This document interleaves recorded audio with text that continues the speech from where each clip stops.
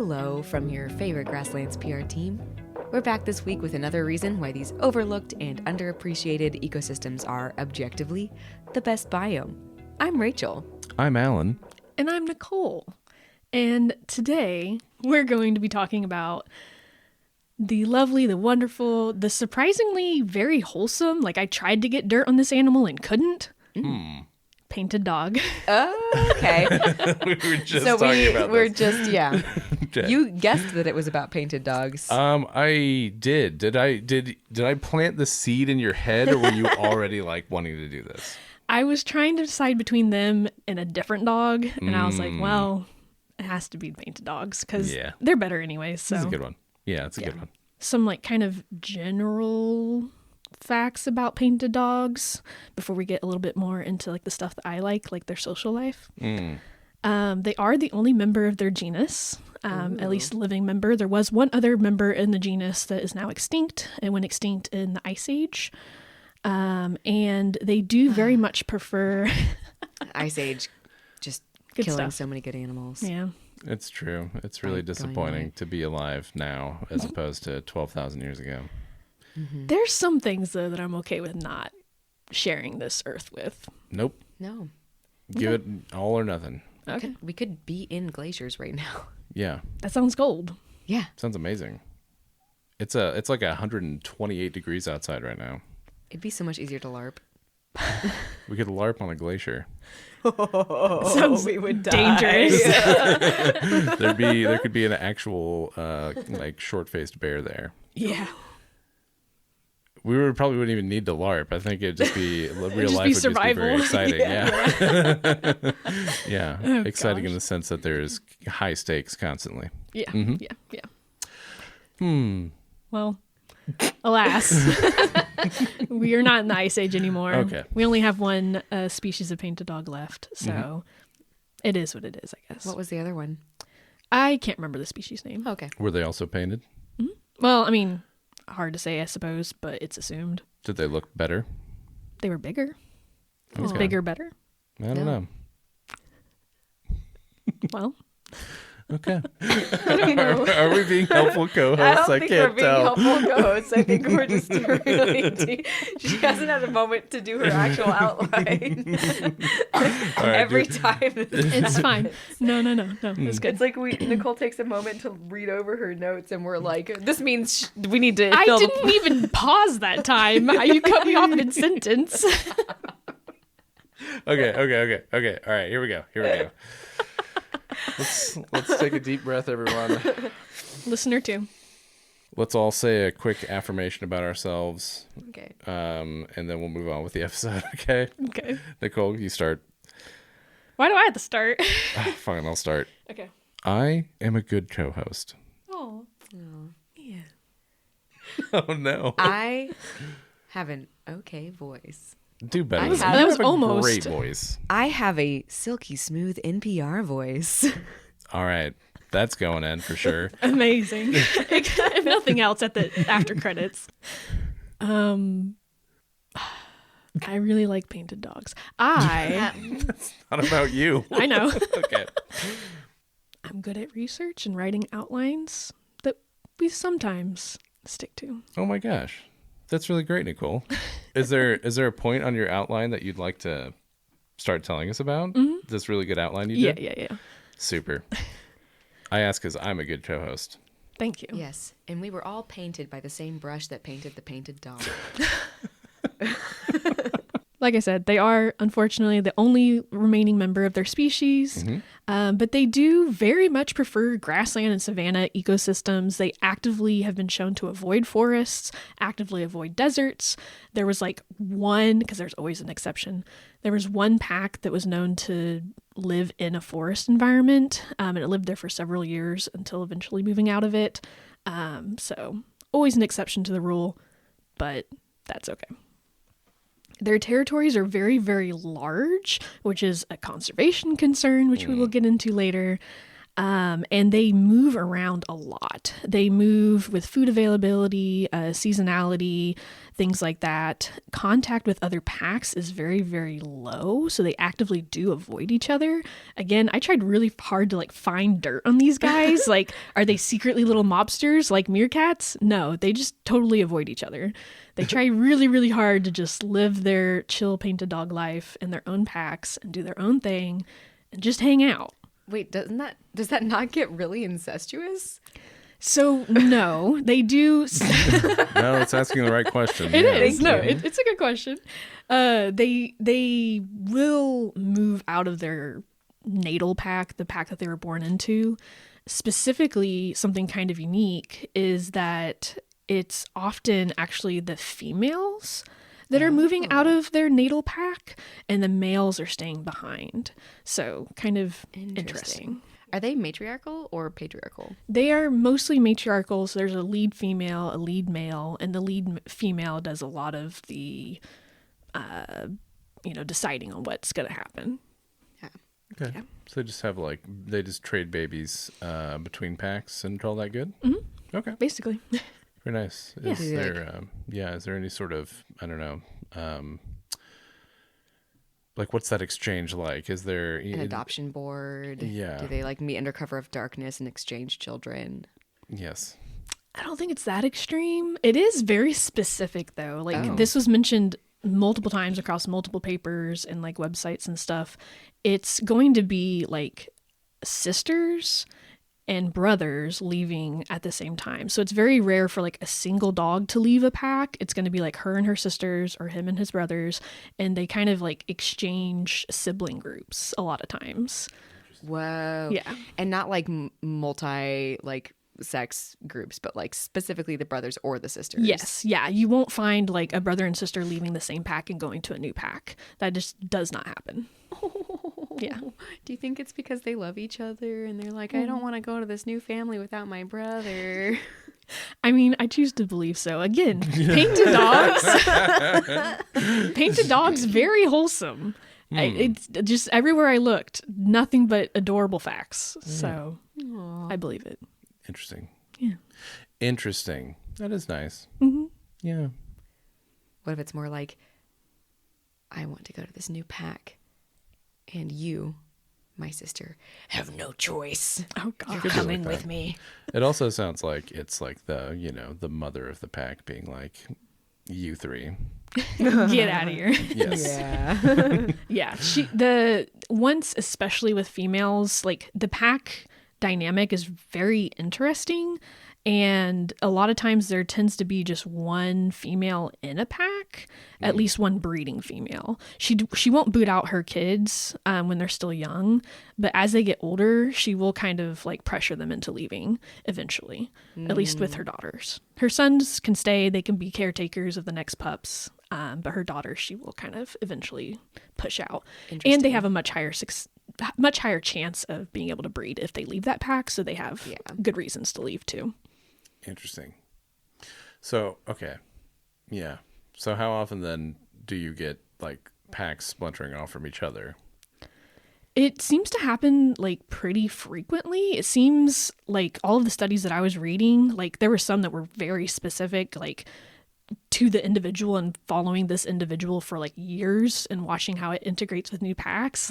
Very, very cool because since their coats are so colorful, they're very easily identifiable. Oh, yeah. And it's not even the left side and the right side aren't the same. So it's not a symmetrical design across the spine. Okay. So they have very, very unique colors, which make them really good research subjects because you can follow an individual throughout its whole life. Right. So there's a lot of studies that do that.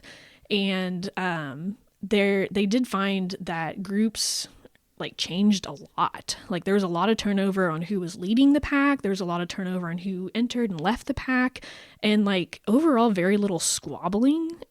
There wasn't a lot of fighting. It wasn't like with hyenas and a lot of other pack animals. They are chasing the youngsters out of the pack. They don't have a choice.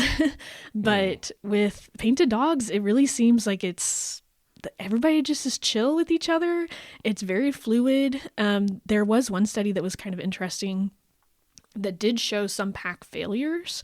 And really it came down to like, did the mated pair get along or not? Oh. So it was more like social, like socially did they get along? It wasn't like, were they good hunters or like, were they strong enough? Like it was like, did they get along socially? And if they didn't, then they would split up. So like the like mate trial period for painted dogs can be really long, like up to a year or more. How long do they live? Not very long. Oh no. Their whole lives are a trial. Yeah. So there's plenty of examples of them living 6+ years. And once you're 6 years old, like you are going to be the head of your pack. Like you have the experience. No one is going to mess with your authority. But like mortality is extremely, extremely high in these guys. I think I have it written somewhere in my notes. We'll probably get to it. But I want to say like a lot of them don't make it to their first year, and even if they do make it to their first year, like I think the average for some of the papers that I was reading was like 3-4 years old, which is like rodent life expectancies. Yeah. Yeah, it's pretty bad. Yeah, it's bad. They just they have a lot of things that they are struggling with in the wild. Dang. Yeah. But one thing they're not struggling with is acceptance into whatever new group they want to join, Yeah. with the Yeah. approval of their parents in leaving. That's right. Mm-hmm. They aren't struggling with, those intense family dynamics and, interspecies violence. So, Oh, way to go, guys. yeah, good job. You're such a gentle creature. They Just really- kidding. They're really not. But I mean, they're hunters. They have to hunt to survive, but Yeah. with each other, they're very gentle. yeah, right. Of course. Yes. That's nice. But yeah, and something else that varies a lot, not just like the pack like composition, but the pack size can vary a lot. It could just be a mated pair, so just 2 animals and then they're young. It could be a couple generations, but average pack size is about like 9 animals, but you can see packs of over 20 animals. And historically, packs of 20 to 30 animals were much more common, but now it is much more common to have, like I said, an average of about 9. So Just based on what the habitat supports, like how fragmented it is. Yeah. Essentially. Yeah. yeah, Okay. since they need so much space, and the habitat is very fragmented, it's just not able to support larger pack sizes. That makes sense. Yeah. So what are the other drivers of their mortality then? Like why? I mean, okay. Like most other large African carnivores live longer by quite a lot. So what's going on with these guys? Why so low? So the 3 like main ones that I found were actually those large African predators killing painted dogs. Oh no. So lions are a huge predator towards painted dogs just because they view them as competition. They don't ever, well, I hate to say ever, but they usually don't like eat the dogs after they kill them. They just kill them and walk away. There's a lot of disease vectors between painted dogs and domestic dogs, including rabies and something else. It's in my notes. I don't remember what it was. And then just human conflict is a huge portion of their mortality. Okay, just people viewing them as a nuisance. Yes. And yep. Okay, that makes sense. Yeah. And a lot of that comes just from misinformation. People find a dead cow, they see painted dogs around, they assume the painted dog killed the cow. But there have been studies that show painted dogs very much prefer, gazelle and other wild animals. There was one, I think it was like 1.5% of this pack's kills was domestic livestock. So very, very small. But I mean, we've talked about this before. It's your livelihood, and even if you lose just one animal, that can be significant. So I get it. Yes, Yeah. especially if you're like a smaller scale farmer. Yeah. I think that's actually pretty comparable to like the level of livestock deaths that are attributable to wolves in this country. So it's like, but you also look at how like heavily, like how heavily demonized wolf conservation is, and how controversial that is. So I mean, I get it. People just don't like carnivores living near them. Yeah. I get it. Yeah. Yeah. Unless except in our houses, we like those. we pretty exclusively populate our houses with carnivores. Yeah. Yeah. Also, it's so easy for like us in America to be like, oh wow, you can't handle living with a bunch of like giant apex predators. That's like crazy. When we don't have Yes. any Yeah, around right, us. Like right. most people in our country don't live around any apex predators anymore because we killed them all. True. Yeah. Yeah. And like we killed them all because we couldn't handle living around them. So like we can shut up. Yes. Yes, we can. Absolutely. So okay, you said they are. Do they like tend to pursue? You said they prefer wild animals. Are they do they pursue live prey more as a as a habit rather than scavenge? Because I was wondering, are like a lot of these like conflicts with other predators happening around kill sites and that kind of a thing? Is that where they're like butting up with each other? Or is it just like lions see a painted dog and they're like, nope, absolutely not, and then chase it and murder it? Yeah, I think it's a little bit of both, but specifically there was a lot of stealing of painted dog kills by lions and by hyenas as well. Wow. Painted dogs are extremely good hunters. There's been like studies of specific packs that see success rates of like 80 to even 90% of their attempts are successful. Wow. So yeah, they are very, very, very good predators compared to like other, like cheetahs have like a 10% success rate and lions is like 20 or 30. So they are very, very good at what they do. And a lot of that just comes down to how coordinated they are in their attack. They are also very, very good runners. So they have like just the endurance that they have is an extreme for a lot of predators. They will, if they have to, run an animal for like a mile or more before taking it down. Most of their hunts are much shorter than that because they are fairly fast. I think they run like 40 to 45 miles an hour, but they can keep up like a 40-mile-an-hour run for a mile. Like, Dang. Wow. yeah, it's not just like a sprint. Like that's their like loping speed. So Pretty yeah, good. Yeah. yeah, Terrifying. very, very good at what they do. It's so coordinated. No. Yeah. They can even take down prey like much, much bigger than themselves. So painted dogs only weigh like 60 to 70 pounds, which is about 30 kilograms. And not often, but they will go after animals like wildebeest, which can weigh hundreds of pounds. And they will take them down successfully. Admittedly, they are often going for like young or injured animals, but there have been some documented cases of them taking down like full-grown male wildebeest and even buffalo and doing it successessily. Dang. Yeah. Wow. That's impressive. Yeah. Impressive. No wonder the lions feel threatened. Yeah. Yes. They use, they have a very specific way of killing as well. I'm not going to get like gory. Please. But they will grab onto the animal's nose. Ouch. And it's called a twitch. And so this is actually, humans use this technique too, but painted dogs use it to kind of, I'll get into it. Don't make those faces. Painted dogs use it to kind of incapacitate the animal. So they grab onto the nose, it releases a bunch of endorphins, and it puts them into a catatonic state. And then the other dogs just like pile onto it and tear it down and start ripping it apart. So wait. That's It like like- the it prey response. yeah, it like pinches a nerve in their nose. Oh, I see. And Okay, it puts them into a catatonic state. Gotcha. Yeah, it's like Okay. that thing that all prey animals or a lot of prey animals have to cope with being eaten alive. Oh, yes. You know, Yeah. the automatic body response of just like shut everything down. Yeah. I don't exist anymore, so that I don't feel my flesh being torn from my body. Yes. Yeah. That's nice, really. Yeah. But yeah, humans will use this with like horses and bulls. If you have like a wild horse or a wild bull, I would not recommend doing this. I'm always a proponent of like, positive training, positive reinforcement training. But apparently you can just grab a horse's nose and it'll just like zone out.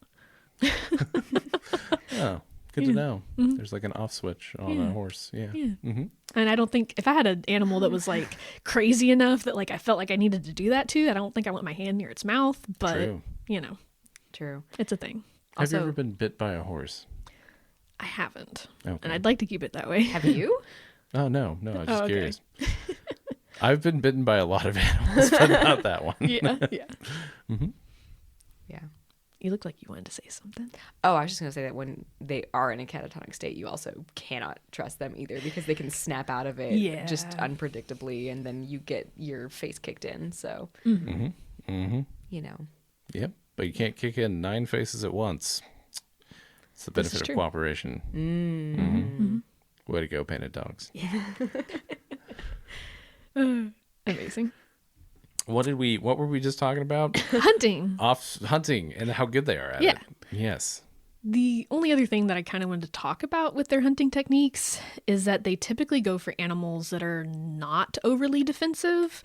And that's probably part of the reason why they are so successful. So they tend to avoid things like zebra and warthogs, but will take them on occasionally if the need arises. And there was this really fun story that I found about a painted dog that was a warthog expert. And it taught the rest of the pack how to take on warthogs successfully.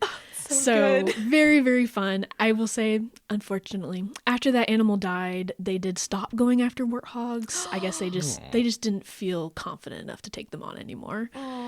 Without the expertise, what was the technique? Do you know? I don't know. It probably involved like that twitching technique with grabbing the nose. But yeah, it was just a really fun little story that I found. There's a lot of pointy ends to a warthog face, though. Yeah. Gotta be careful. Yeah. And they are very fast and defensive. So, but yeah, very, very, very good hunters. But let's dive more into their social life and how the pack is made up. We've talked about this a little bit, but I have some more that I wanted to talk about. So they are one of the few animals where it seems like the leader isn't picked solely on like physical prowess. So it's not like the strongest or the biggest animal or like the most aggressive animal that is going to be the leader. I am purposefully not using the word alpha just because I hate it, but that's what we mean. It's the alpha, if that's more terminology that you're used to. But what if we said the dominant, the leader. Leader. Yes. The top dog. The CEO. The top dog. Yes. But yeah, the top dogs are not picked on that. It's picked on something that we're not honestly 100% sure. So whether it's like the most social animal or just the animal, a lot of times it just is based on expertise. So like older animals tend to get into that leadership role most often. If there is an animal, like I said earlier, that's manages to reach 5, 6, 7 years old, you're always going to see it in a leadership capacity in its pack. That it just always. It's just managed to out-survive the other leaders that were there before it. Okay. So seniority over qualifications is what I'm hearing. Yeah. Seniority is the qualification. Well, In expertise, I guess, and you're probably going to be the That's best true. hunter. That's true. You're going to know your pack very well, so you'll be able to socially engage with them in appropriate ways. Very nice. There's a lot going on. Anyways, there were multiple instances of pack leaders like missing a limb or having like missing a tail, which tails are very important in communication with painted dogs and dogs in general. So there's something else going on as far as like how they pick their leaders, which I thought was very interesting. Yeah, because that's like taking away a lot of the skills that you would expect to see in a leader in like a dog pack or whatever. Yes. Like, having 4 fully functional limbs. Yes. Or being able to communicate effectively. Yes. Yeah. That does seem pretty essential. Yeah. Is it known like in terms of like how like is it just based on the age structure of the pack, or is there some other selection mechanism for how they decide like, okay, this is the dog we're all going to listen to? So again and again, like people were like, oh, so Yep. there's a lot of it is definitely age, but like there were also examples of like a group of young males coming in and they boot out the adult male that was previously leader, and one of them becomes leader. So it's not just seniority. And something else interesting is once a leader loses their leadership role, they usually stay within the pack. They're not like run off. Which again is, I feel like, fairly unique with pack animals. Yeah. Like a lot of times like that leader is like killed or at least ran off, but a lot of times they just take a subordinate role and just keep going about life. Yeah, that's interesting. Yeah, usually with a lot of species, the dominant male or female is, they're usually like taken out, and that's how the pack structure changes. So Fanatics of Meerkat Manor know that this can create a lot of drama and really deeply sad moments when your favorite leader is off in a burrow alone dying of their injuries. ouch. Yeah. So pack structure is really not stable then, because all this is happening within the span of like 1 year, right? Or like, because their lifespans are so short, right? Yeah. And the degree of exchange between packs is so high that it's really not a stable structure at all. No, it's constantly changing, like year to year. So, like it's not unusual or unheard of for like one pack to be led by a leader for at least 2 or 3 years. But it's also not unusual for a pack to change leader year after year. So, yeah. Keeps things fresh. I like that. People shouldn't be running an organization for like, 25 years. You know what I mean? Like, you're not going to be able to keep abreast of all the changes within your industry. You know what I mean? You need to occasionally. All right. You know what? Do you want to go back to your outline, Nicole? No, I love it. Just saying, we can learn lessons from painted dogs. Yeah. Yeah. Absolutely. Back to painted dogs and how lovey-dovey they are. They also, something else unique about them is that they will take care of their sick and their elderly. They'll go out on hunts and they'll regurgitate food for dogs that are back at home, and not just the pups. Like it's the sick, the elderly, anyone that, the caretaker that were taking care of the pups while everyone else was out hunting. There's a lot of cooperative care in a painted dog pack, which is really, really nice. It is nice. Cool. Yeah. We think of that as being probably a bit of a rarity, that level of empathy within Yeah. I did find several, like, not scientific papers, but several websites. Oh my god. That, Again? Yeah. Nicole? That liken this to altruism and, how kind and, whatever that they are.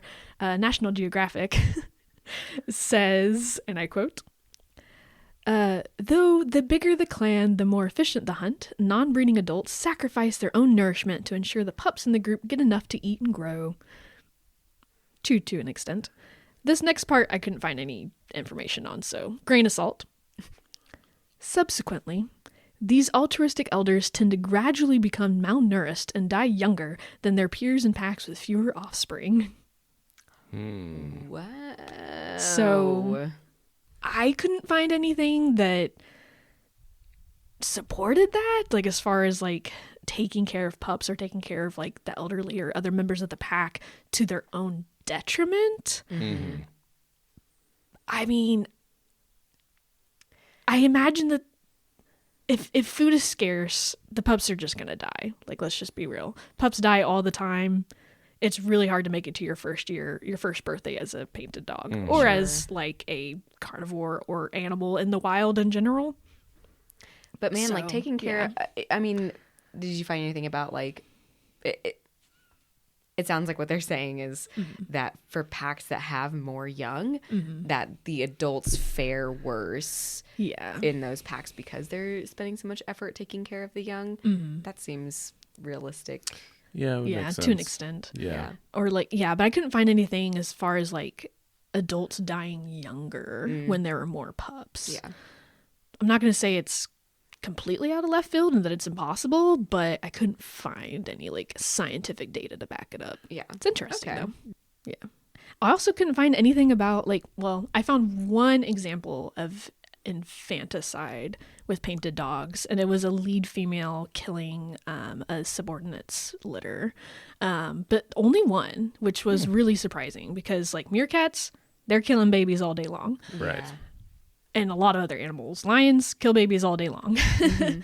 But I only found that one example for painted dogs. So especially for a group, like you said that there's only one breeding female allowed in a pack, so like for that to be true and for them to be very little infanticide seems wild to me. Like they just obey the social structure. Like, wow, okay. Yeah. Huh. And I will say, so we thought that really was only the lead male and female doing like most of the breeding, but there's a really fun study that I found like literally like last night that kind of turned that on its head a little bit, and we'll go more into it. Yeah, and I there's a lot of animals that are like this where we have a lot of like assumptions because like we see a lead female and a lead male hanging out a lot, or you see like two birds hanging out together on a nest and you're like, oh, it's so cute, they're monogamous, but there's a lot of non-monogamy going on. Like, yes, it's everywhere. We're applying a human lens to all of our biological understandings for hundreds of years. So yeah, we'll get into it. It's interesting though. I love that we're undoing that work with painted dogs. Rip away the assumptions. Let's find out how weird they are. Not weird, normal. What their normal is. There we go. Yes. And we talked about this a little bit, but I wanted to talk about like how males and females differ. So the males stay with their home pack usually, and the females are the one dispersing and starting new packs. And it's also been found that those new packs, well, with any female, a young female with her first litter, that litter is going to be mostly males. Her second litter will be split male and female, and then subsequent litters will be heavily female. As far as why, interesting. We're not 100% sure, but one theory that I thought was interesting was that this helps ensure the future survival of a pack, because by getting a bunch of males first, they're going to stay with the pack. Those animals are going to be caretakers, they're going to be good hunters, and they're going to help her raise future litters. And then when you have females later in like a few years, again, those females often are moving on to other packs. It's eliminating competition because she doesn't have other females trying to raise litters underneath her. And it's also eliminating pack members leaving at the start of the pack being formed. Okay. So the sex ratios like significantly change within litters, like generationally. Is there an idea of how the mechanism for that works? Because like these are mammals, they have like a sexual chromosome, like it's not like there's not, how is that, what? Right. I had the same question. I couldn't find a lot of information on it. I did find a really in-depth and kind of gross dog blog that was talking about apparently dogs also, like domestic dogs. You can guess at the sex ratio depending on the age of the animal. So if the animals are similar in age, I believe you have more females, whereas if there's a disparity in ages, you'll have more males. So you can, they went into gross detail about anatomy that I'm not going to go into right now. I was going to say, you said it was gross, and that I'm waiting for the gross part. What's gross about it? I'm not going to go into it. It's nasty. Like it's normal in human, in like, it's just anatomy, but I'm not going to talk about it on the podcast. Cool. But yeah, I think it has something, at least with domestic dogs, it definitely is age related. So I would imagine that maybe something similar is happening with painted dogs. But I couldn't find an exact mechanism for how it works. I'm going to say with some certainty that it's not actually the female controlling that. It's going to be something with like anatomy and like, Okay. I still don't understand how a genetic consequence derives is just from an anatomical change that comes with age. You know what I mean? Yeah. Okay, cut this part out. I'll tell you the dog thing. Okay. So with dogs, they found, or at least they think, that it has to do with like vaginal fluid and like the ability for sperm to swim through it and stuff like that. Ooh, so okay. like Gotcha. if it's a really, and so like, yeah, and the depending on the type of sperm, whether it has an X or a Y chromosome, it's either better or worse at swimming through like the vaginal fluids of either a young or an old animal. I think that's important to keep in. Okay. Yeah. Because I mean, that's an actual explanation for what Yeah. we're talking about. I'm Yeah. just leaving it as a mystery. Don't be afraid of talking about vaginal fluids on this podcast, Yeah. What's Nicole. gross It was about more- that, it was Nicole? more What's in gross depth. about vaginal fluids? Nothing. That's why I said it's normal and it's fine. I just didn't want to talk about it on the podcast. All right. If it makes sense, you're welcome to keep it in. It does make sense. Okay. I'm sorry if you were listening to this at your workplace out loud, but it makes sense, okay? Warning, now we're we all going to talk know about something. fluids next. Yeah. Pop a little thing like that in there. Yeah, Sure. Yeah. That was the only explanation that I could find. I guess it makes sense. I don't know how bodies work. So, Do any of us? no. Yep. We're constantly figuring it out. It's a, An absolute mystery. Yeah. I wanted to elaborate more on like the split parentage aspect. Like we always thought they had monogamous pairs, but it turns out that's not really true. A lot of the older studies would literally look at like one litter and be like, yep, we confirmed it genetically that all of these pups came from this mom and this dad. We did it. And it's like, well, to say that's a small sample size is to put it lightly. So I found a more recent paper that was from 2009, and it's by far the biggest genetic study of painted dogs. They looked at 30 different litters, which is still a fairly small sample size, but much bigger than one litter.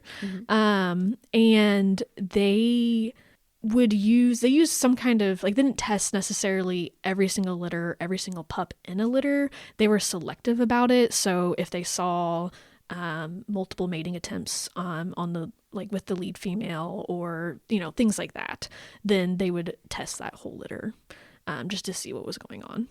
They found that when multiple adult females specifically were present, lead females produced only 2/3 of litters.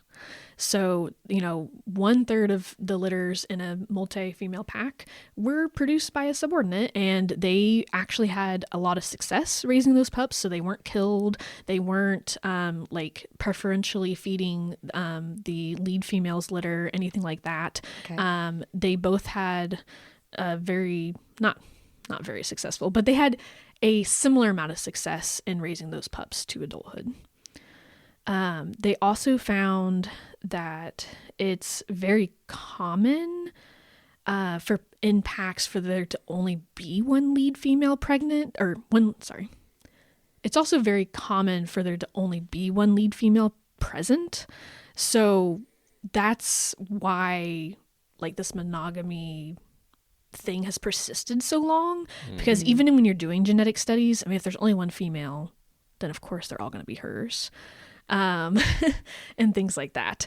And they did find that overall dominant females produce 93% of pups. So it's much more common to just have that one female, but if there are multiples present, she's only producing 2/3 of pups. So Okay. Interesting. yeah. That seems like it's really skewed toward higher male populations, which makes me like I was Yes. immediately like, okay, in the opposite case of this, there's often bachelor groups running around. Are there like bachelorette groups of painted dogs just running around with all female packs? Yeah, I'm honestly not sure. So this is kind of like sad to think about it. You get into it, you get into this too much and you get sad. But I wonder if part of it, since there are fewer females produced in like first and second litters, painted dogs are just dying before they can produce more females. Oh no. Yeah. Okay, that makes sense. It's like a legitimate conservation concern. Like I found it on there's two different, most of this I got from two different websites. painteddog.org, which is a nonprofit, and then Painted Dog Research, which I think is also a nonprofit, and they do a lot of like on the ground research. So like it was actually listed on those websites as a legitimate conservation concern that, yeah, it's interesting and they can make really strong packs by having a lot of males at first. But if they never get a chance to produce more females, we might get to the point where we have an uneven sex ratio and yeah, they will be not able to viably reproduce. Is it already somewhat uneven? Like, I mean, like the sex ratio of the species? I'm honestly not 100% sure, Okay. like overall what the sex ratio is. I was just curious but, if that eventuality had like begun to occur already, Yeah. considering how like their conservation status is Right. not great. Yeah. Yeah. And if there's like 9 dogs in a pack and like there's 1 female, I mean, Yeah. if that's true across their range, Right. Yeah. and there's no bachelorette groups. Yeah. I'm not 100% sure. Nope. All right. Moving on. Yep. Yeah. You can't think about it too long. You get sad. Okay. But males were even like, so that was the parentage of females. Males were even more evenly split. Like it wasn't just the lead male producing offspring. Dominant males only produced about 55% of pups in this particular study. So the rest were coming from like the second in command and the third in line, mostly the second in line and then a few from the third in line. And they also found, this is, sorry, a little bit sad too, but it's interesting. They found that only 25% of painted dogs in this study survived to even be able to disperse and reach breeding age in a new pack.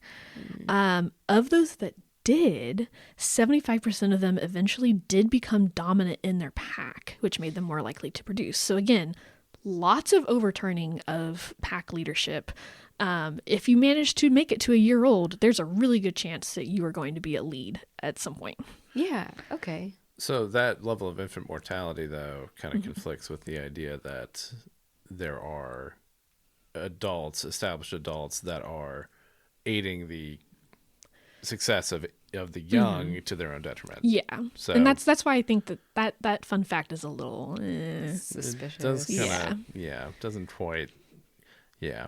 Like maybe they read something somewhere and like twisted it a little bit Right. into Yeah. the current iteration. Yeah, it feels like as a blanket rule, breeding adults are going to prioritize themselves. Yeah. Yeah. Yeah.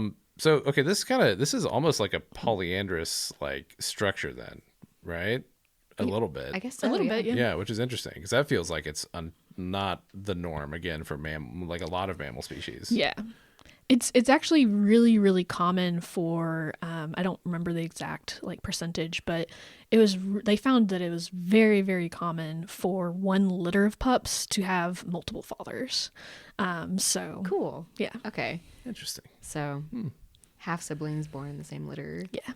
I like it. Mhm. Wow. Yeah. Sorry, my brain was immediately like, do they store sperm like birds and then like distribute it like the way that they want to in their little sperm pouches and their vaginas? I don't know how it works. Maybe. But yeah.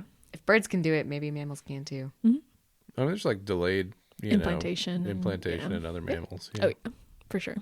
But yeah, I don't know exactly how it works, but I thought it was interesting that it was not only like not uncommon, but actually like it was over 50% of litters were multi-sired. So yeah.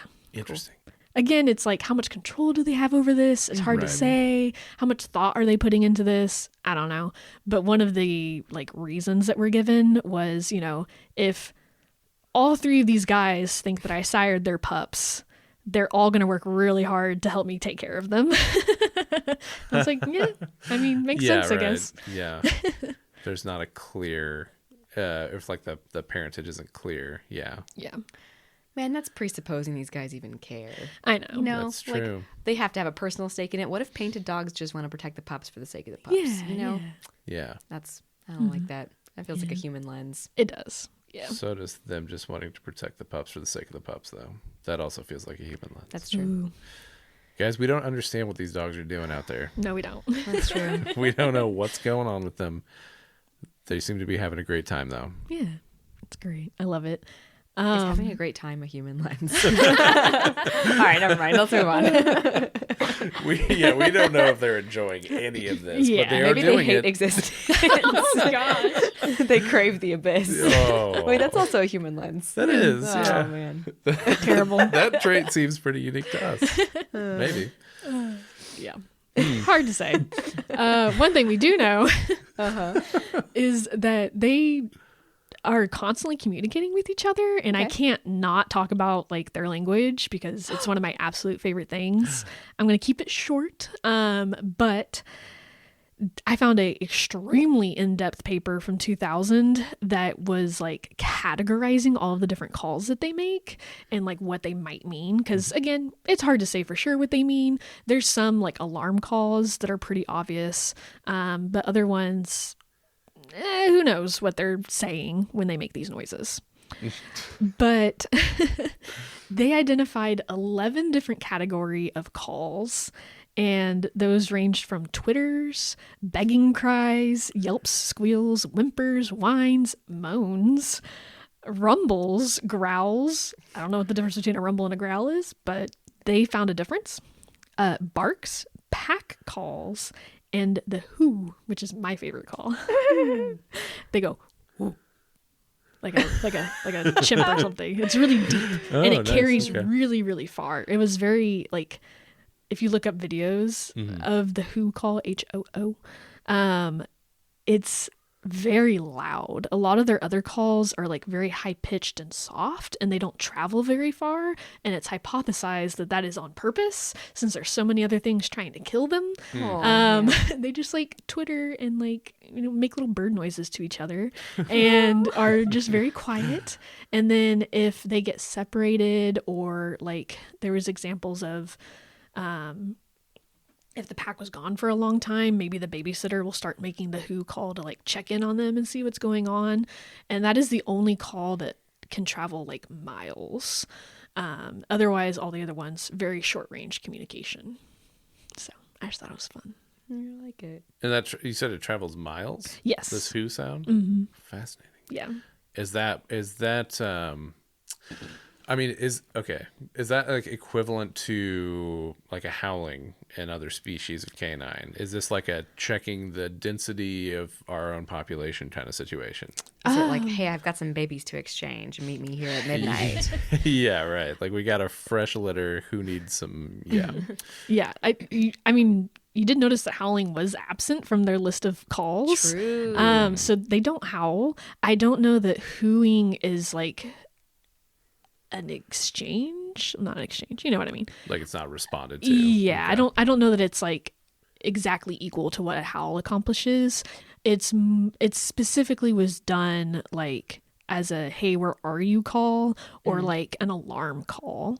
So if there was a lion nearby, one of them will start hooing, which is loud, and you know everyone can hear it really well, and then everyone else will kind of gather around and start moving away from that lion. But I didn't see any examples of like them doing like the who call all together. It's usually just like one animal doing it. Okay. Yeah. So what is the interpack communication then? Like how do they locate each other? Do they just sniff each other out and then have a baby trade? Oh, they probably pee everywhere. Is there butter involved? I didn't look into it, but I'm sure there is. Okay. See the episode on hyenas if you're confused. Yes. Ooh. Ooh. But yeah, I'm sure that there's a lot of scent marking happening. And they have really, really good eyesight as well. And they're living in like pretty open areas. Sure. So they have just a really good line of sight to be able to find each other as well. Okay. Yeah. Nice. Yeah. Benefits of grasslands. Yeah. Benefits of grasslands. That was a wink sound. Yeah, we could tell. It was an audio medium, so yeah. I think it's the universal wink sound. Yeah. Because you can't wink without clicking your teeth. Yeah. You know. Anyway. Yes. I believe on the Wikipedia page for this animal, there's a section devoted to sneezing. Yeah. Okay. That's what I was going to talk about next. Yes. Okay. Yes. Why were you recently looking at the Wikipedia page for painted dogs? Why were you not? Yeah, why were you not? Is a better question. Okay. you're right. That's on me. I'm sorry that I didn't do that. Okay. But yes, that is the last vocalization that I wanted to cover was sneezing. They do something called sneeze voting. So voting, yes. A lot of animals we have found do seem to vote, and painted dogs are no exception. They specifically will sneeze vote to decide to go on a hunt. So I love it. This is so democratic. It's really good. Yeah. So they, especially like if a lead animal starts sneezing, it really only takes like 2 or 3 other dogs to be like, okay, fine, we can go hunting, and they'll all leave. But if a subordinate member starts sneezing and starts the call for the vote, essentially, it takes a lot more animals to be like, okay, fine, we can do that before they'll actually leave, which I thought was interesting. So the leader's vote matters more when it comes to voting. So not quite democratic, but Do they have a special sneeze? I mean, it's like that, like when you think of like, I guess not everyone is as familiar with dog behavior as I am, but even our domestic dogs will sneeze when they play. And it's like a submissive, like, hey, I am playing, because dog play can look really aggressive. But as long as you're hearing like sneezing or you're seeing like a lot of give and take, then you know that it's nice, friendly play and not aggression. So Cool. yeah. I'm sorry. Okay, so yeah, no, is it like really a sneeze though?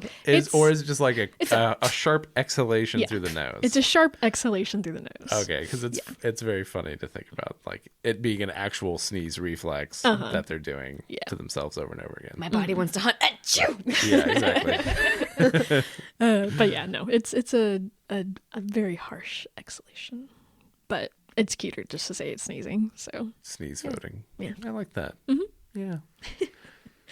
Yeah. This is very interesting. The social aspect of these animals it's very unusual. It is. You know, especially compared with like even other canine species, it seems like it differs quite a bit. Yes, it really does. Yeah, much more harmonious than a lot of other, especially canine species. Yeah. But yeah. Non-violent solutions to social problems in these animals. Yeah. Yes. True. You like to see it. Save all that violence for other animals' noses. Yes. They get all their aggression out. That's why they're such good hunters. Get all your... No, it's because they're really good at communicating and working together. But anyways, the last thing I wanted to touch on was their conservation status. We've talked about it a little bit throughout the episode, but they are listed as threatened by the IUCN. Did I say the letters right? Yeah. Okay, I just want to make sure. As it came out, it sounded weird. It is estimated that there are less than 7,000 painted dogs remaining in the natural habitat, but they do have some protections, especially in places like Zimbabwe. They are considered like protected there. There's active patrols that go out and make sure that they're doing okay, things like that. We talked on this a little bit, but threats include a lot of human-animal conflict as well as disease from domestic dogs. That's going to be rabies and distemper was the second one that I couldn't remember. Okay. And it like that is listed as a major like conservation concern for these guys, which I thought was interesting because a lot of times it's just kind of like a footnote, but this is like one of 3 things that are really impacting them. I did find a quote that goes like this. They I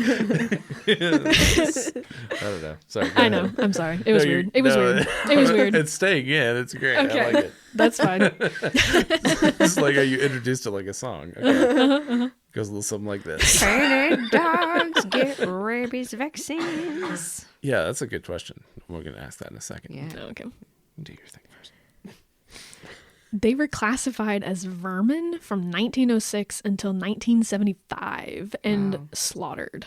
For example, in Zimbabwe alone, during the 5-year period from 1956 to 1961, at least 2,674 dogs were destroyed. Wow. Which is a significant portion of their population. Yep. In 5 years in just 5 one country. years. Wow. Yeah.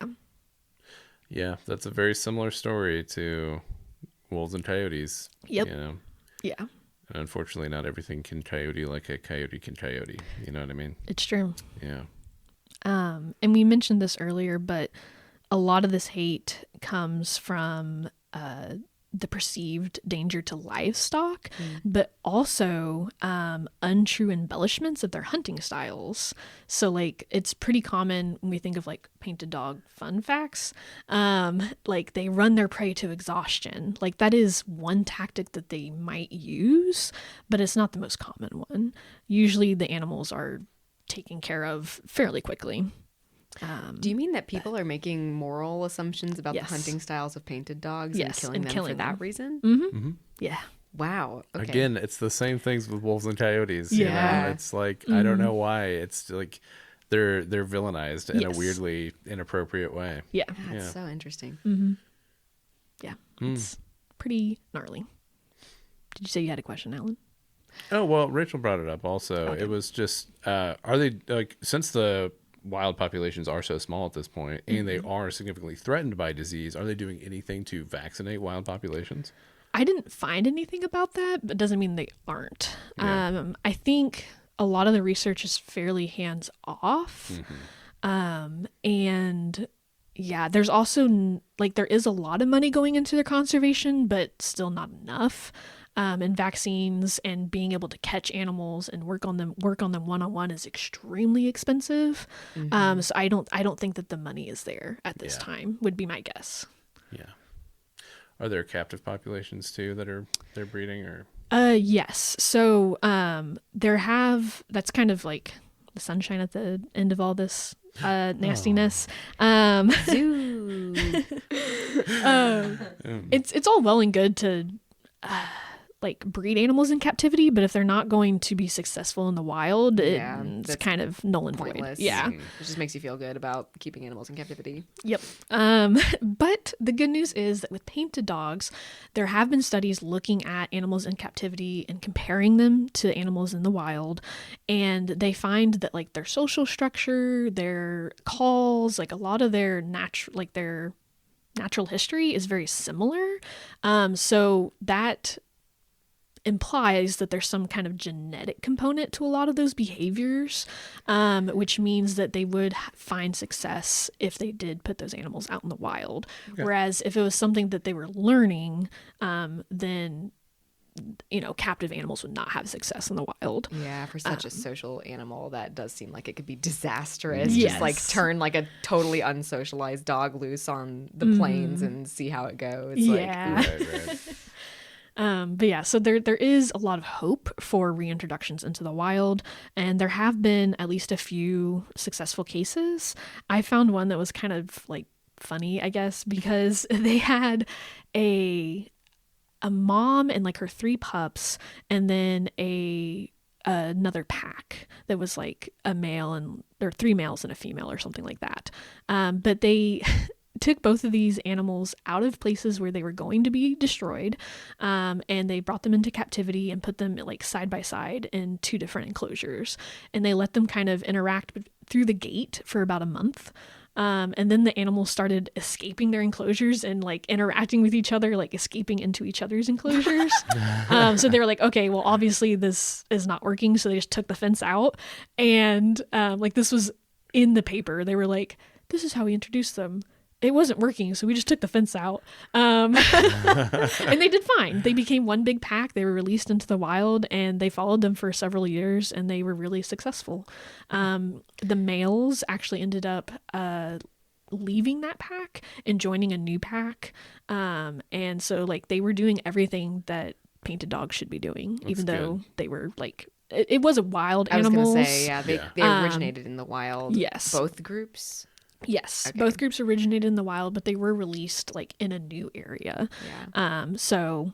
Yeah, and they were fed for at least a month by humans. Yeah. So there was a lot of like captivity issues that could have cropped up in this particular pack or these packs. So there was exchange between the captive reintroduced population and a wild population. Yes, that's really cool. Mm-hmm. Yeah, that's very and a completely unknown animal. So what about success stories with animals that were born in captivity though? I did find some of those as well. Okay. Yeah. Not very many. I didn't look into it like super hard. So I don't know like as far as like percentages or anything like that. But I did find a few different examples of like specific animals being released. So fascinating. Yeah. Okay. And I didn't find any examples from zoos. These were like captive animals that were bred in captivity, but they were in semi-wild enclosures, and theoretically zoos should also be semi-wild enclosures. Debatable sometimes, but yeah. I guess it'd be a little more challenging than like, the North American wolf reintroduction, because those were just transplanted from other wild populations, right? Yeah. If you don't have a wild population to like extract from, if your numbers are that low, I imagine it becomes a lot more complicated. Yeah, but it sounds like it's there's still some options there, still some hope for that. Yes. Yeah, and like you said, some of them that were destined to be destroyed in their natural range, like those are fair game to be taken away and reintroduced somewhere else, at least, so that you're not destroying as many. Exactly. That is painted dogs in a nutshell. Surprisingly wholesome animals that are extremely social, take care of not just their pups but their elderly, and yeah, I love them even more. Like sometimes you research an animal too much and you're like, okay, I'm over it. But but with painted dogs, like I keep wanting to learn more. Yeah, so, yeah, it's very nice. Yeah. Well, thanks for sharing that with us. Yeah, thank you, Nicole, for sharing that with us. Yeah. Good research.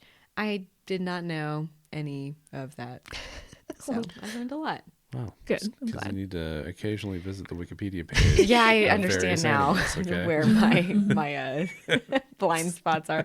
I'm gonna start just casually reading Wikipedia pages for every animal. Okay. Every animal. Do it. Okay. Well, thanks for listening to this episode, dear listeners at home. Just a fair warning, we are going to go on break soon. So we've got one more episode we're planning on releasing after this.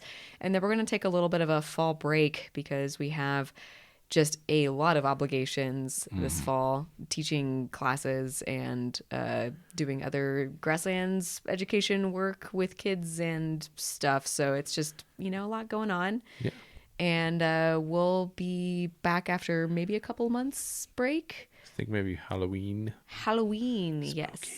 We want to come back for a spooky episode. So one more episode before we go on a little bit of a break, but we'll be around. So stay in touch with us at all of the places. You can find our links in the notes. You can still stalk us on social media and stuff. We'll see you around.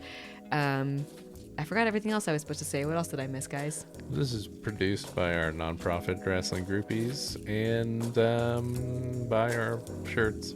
Yeah, we have a merch store now. You can buy our stuff there. People have been asking for the podcast art on a poster. We're going to work on that at some point. But like I said, we've got a lot that we're trying to do, and we're a very small team. So, It's true. Stay tuned in the future. We'll let you know when other stuff is happening that you can support. Yes. We love you all. It's true. Mwah. Bye. Bye. Very smooth outro.